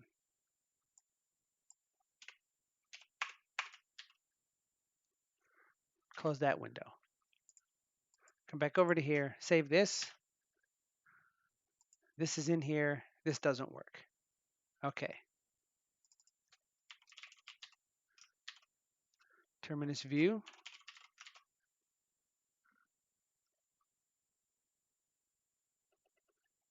There's something really, really obviously wrong with this, and I can't for the life of me determine what it actually is.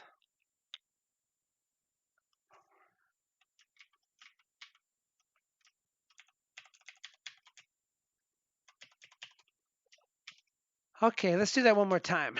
Key bindings, like so. Paste it in, go like that. Key, operator, operand are all blue, so they must be spelled correctly. Operator equal. Oh, okay. Thank the heavens. Ugh. Okay, close without saving. I know that's why it's broken, man. That. Oh, equal equals, equal equals. Yeah, those are not the same thing. No matter how many times you say it, they're still not the same thing. Sheeps. All right. Yes, reload that file. There, working good now. So now it works in this window, but it doesn't work in this one. Right on, right on. That was way more obvious and hard fought than it needed to be. If I was a drinking man, I would be drinking now. But all I have is this decidedly non-Irish coffee.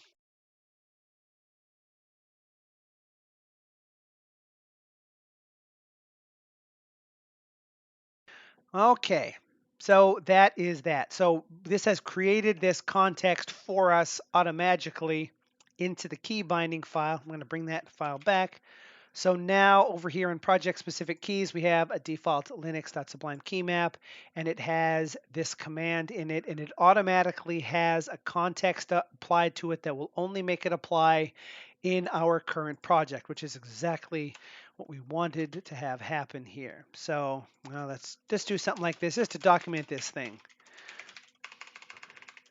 When the plugin loads, make sure that there's a folder for storing the key map files that we're going to generate. right? And this one has a comment of obtain the folder that we want to generate our key map files into, like so. And given a key binding, add a context that makes it apply only in the project with the given name. If there's not already any context applied to this key, then add context to the binding, thus.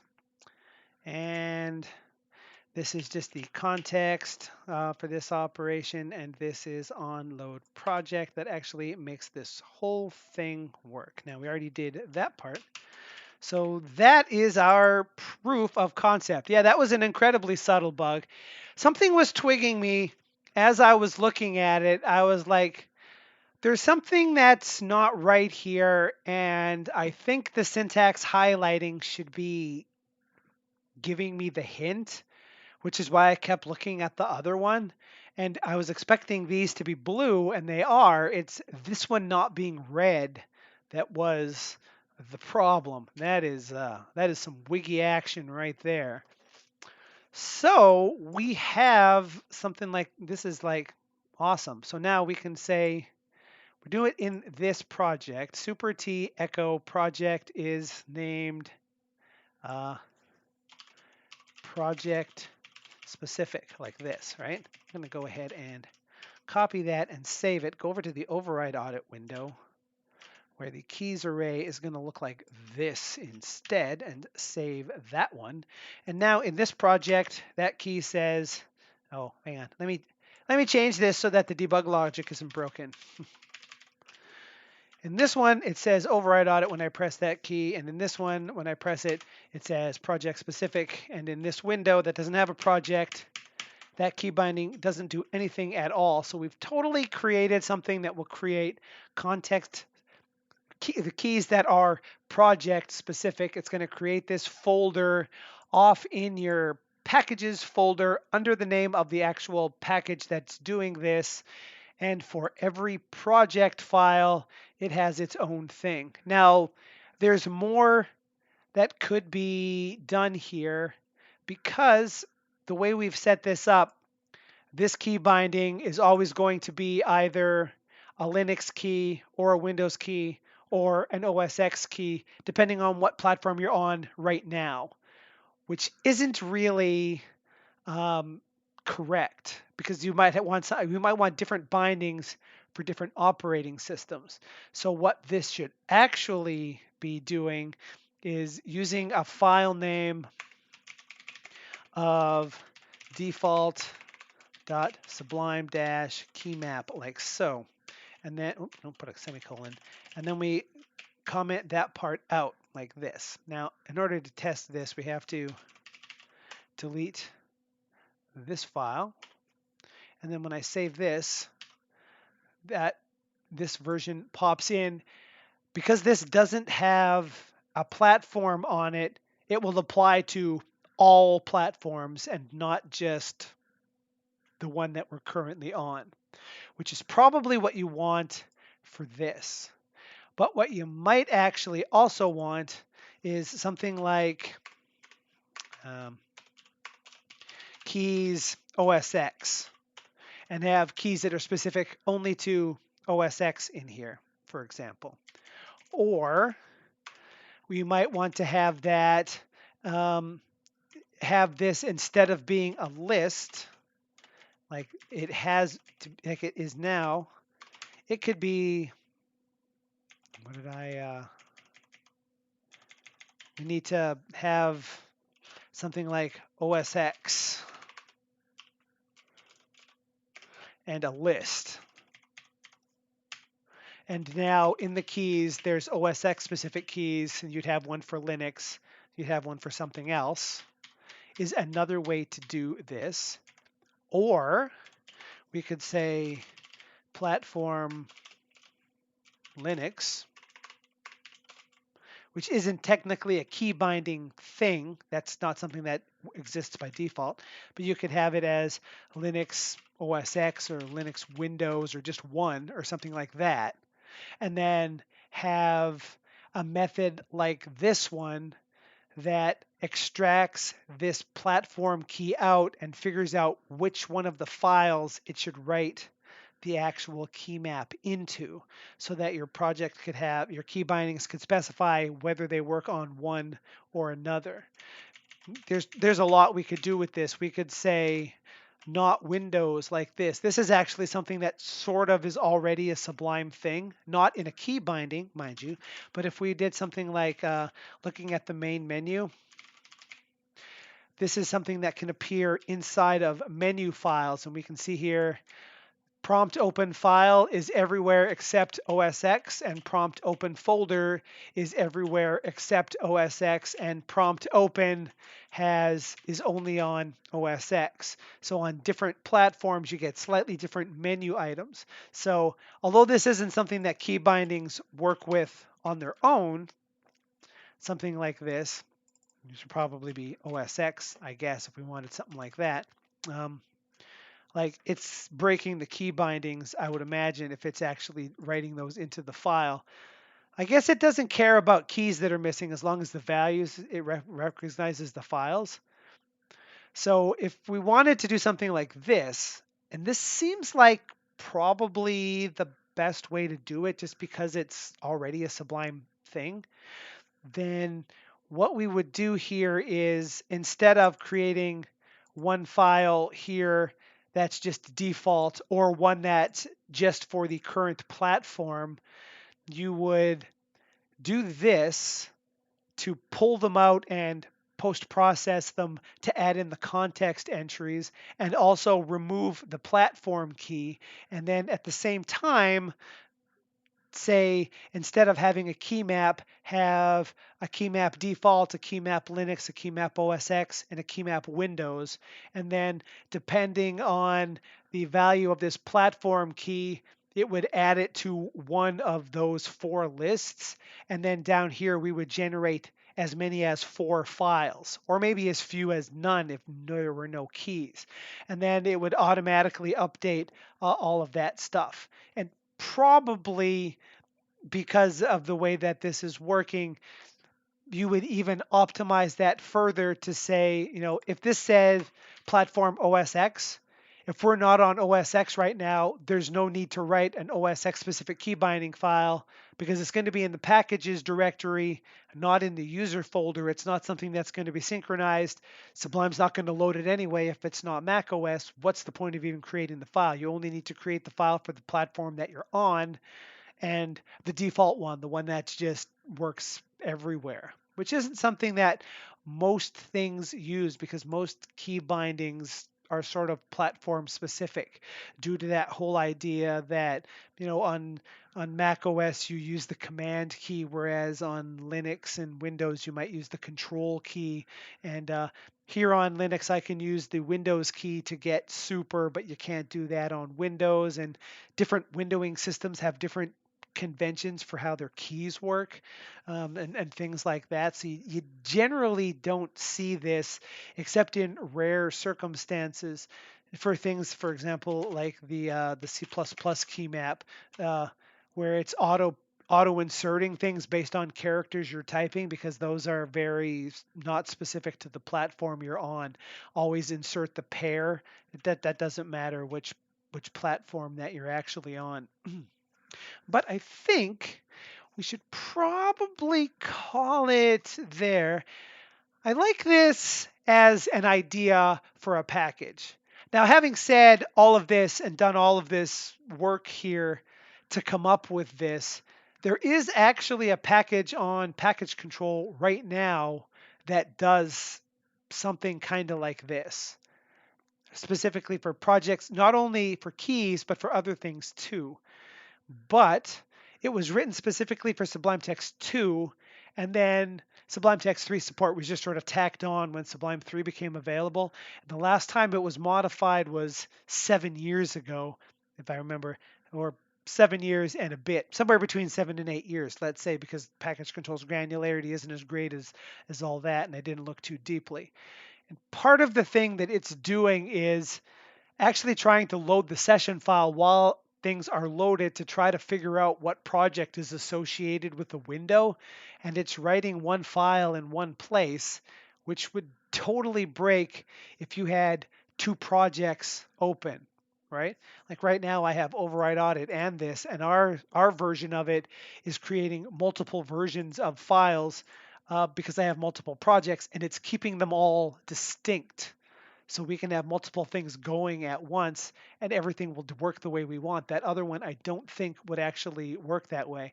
So maybe this is something that might come to package control in the future if people find this sort of thing interesting. And taking cues from that package, it does more than just add key maps, it adds other files too. One of them was command palette entries. If you wanted to have command palette entries that were specific to certain projects, you could have them in the command palette. You could probably do that with any number of resources like context menu entries.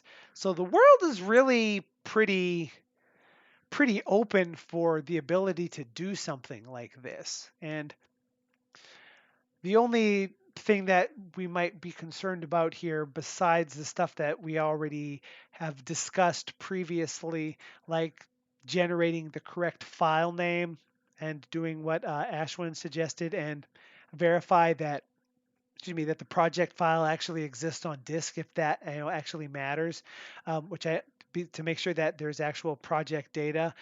Handle errors properly, obviously, is something that needs to happen for it to be more robust. Possibly also something that cleans this folder out, because as it stands right now, these things are going to appear here forever. If I deleted this override audit project, this file would be here forever. So maybe some sort of cleanup operation that happens once a month, or I think there might even be an on project close that we could do something with, something along those lines. And that whole idea of our context is using, as we see when we look at the file, um, the name of the project and its extension. But maybe it should have that whole path like we saw somewhere, way back here when I did the thing where I did the replace. And, I probably could have just done it in less time than it takes to scooch all the way back to see if I could find a thing. And that might not even be in this window. It might have been in a different one. Just to verify if you had two projects with the exact same name. No reason why that can't happen. The thought also occurs that maybe we want to expand variables in the arguments as well, although that ends up being potentially a little bit tricky. But we could say expand project name if you wanted to actually have that as an argument to a command so that it's actually based on something. So those are things we could do with this as well. But, we only have so much stuff that we can think of in any one particular stream, but hopefully this is the sort of thing that people find interesting, because this is an idea that I just thought of while I was walking when they're like, we need an idea for the stream. You know what would be interesting? A plugin that does that. How would that work? Well, I guess we'd probably examine the load the project. We could write something to disk, and we end up with something similar to this. So there we have it. Now, I should say the only research into this that I did before the stream was a twofold thing. One was I checked package control to see, is there already a package that does something like this? And there was, and it's that one that hadn't been around for, there hadn't been modified for like 7 years. I can't remember the name, but if you look up project keys, it's right in there. And then I looked at the source code for just a second to see what it was doing and realized it wasn't doing the thing that I was doing. And then the other thing I did was verify that multiple key map files can exist inside of the same package. Um, I know key map files can appear, and most resources, except for plugins, can appear anywhere inside of a package, even inside of subfolders. The only two exclusions to that are plugins always have to be in the root of the package. My computer fan has to scream really loudly for no readily explicable reason, except it's kind of warm in here. And preference files, Sublime setting files, are only loaded from the root of the user package. They won't be loaded if they're in subfolders of the user package due to the way that Sublime stores settings. Oh, good. You found it interesting. That's cool. So this is something that we might actually continue working on in future streams and flesh them out. The other thing was, and this is something I've been toying with for a while as well, in combination to the course on how to do plugin stuff, which would be more tutorial related in nature. I do have on the channel a 5 video series called Simple Notes Plugin.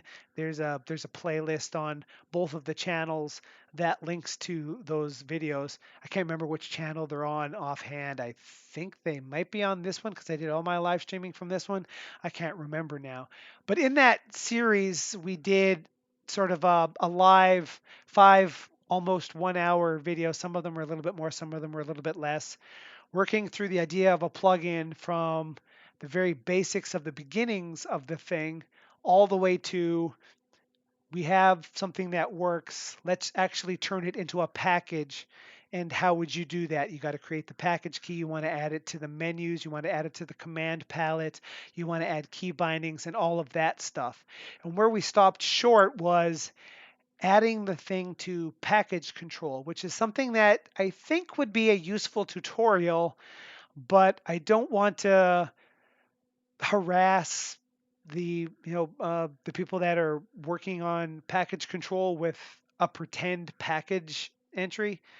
Essentially, there's a series of steps you have to take to get a package added to package control, and one of those steps is making modifications to an actual repository that requires you to make a pull request, and you have to wait for volunteers to examine your pull request and make sure that your package is valid before you get added to package control. And I want to do a tutorial on how you do that because it's easy, but it's also something that can be tricky if you haven't done it before because the documentation is a little bit terse and it does sort of assume you know a lot about how package control works. But it seems like in order to do it, you really want to see it taken all the way to the end. And I don't want to create a pull request and then immediately delete it and cause noise in the repository. So I've been trying to think of some package that we could actually create and then take it from basics all the way out to here is here it is added to package control, and you wait for it to appear in package control and there you go. And this could be an example of that. The stickler there is there's already a package that does this, and you generally can't, or the maintainers frown on adding a package that's similar to a package that already exists. They'd probably rather modify the existing package or replace the existing package instead. Maybe that's an example of another video. Maybe we could get this one all ready to go and then offer to maintain the other package and then add things in. That might be a way to go too. I'm not sure, but maybe that would be interesting. Find that interesting, and let me know in the comments or on Twitter and whatnot. Again, I do the lower third for the Twitter, but obs being a butt. I spent so much time generating all the files too. That's irritating. So yeah, we could do not only a video series on how to work on how plugins work, but also say we wanted to create a plugin like this. Let's just do a 10 video series, slowly building up this plugin, kind of like we did in the live stream, but maybe with less irritating, obvious bugs that are not as obvious as they should be.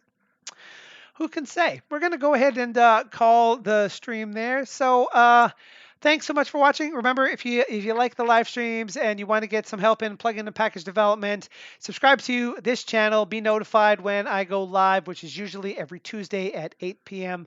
Pacific, and that could be subject to change if some sort of terrible illness occurs or real life intrudes. But fortunately, real life very rarely intrudes. I also have another channel linked down in the description of this one where I do weekly videos on Sublime Text tutorials. Currently, as of right now, the time that I'm saying this, they're all just tutorial videos, but kicking off in a couple of weeks' time or 3 weeks' time is plugin development in packages as well.